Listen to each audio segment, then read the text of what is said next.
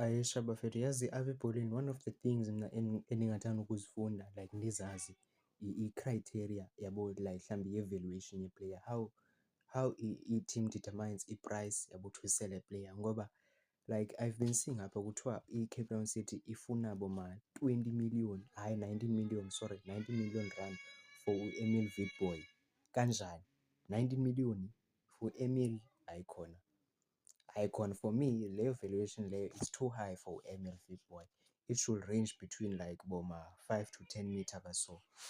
19 million for ini, what has that guy achieved like to get such high valuation? Ngeke.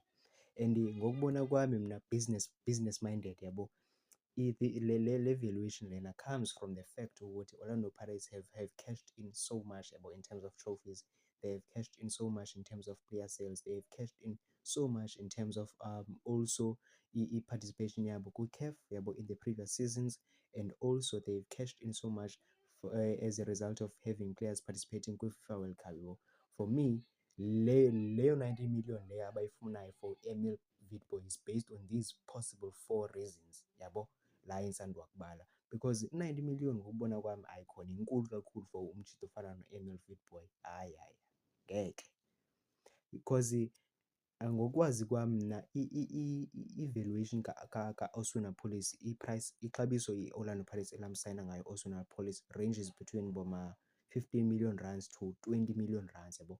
Now imagine i-valuation kalo mjita lo Emile Witbooi ngu-90 million rand kanjani? So you're telling me Emile Witbooi is close to a caliber to umdlali ofana no-Oswena Police? Ayikho into enjalo, ngeke.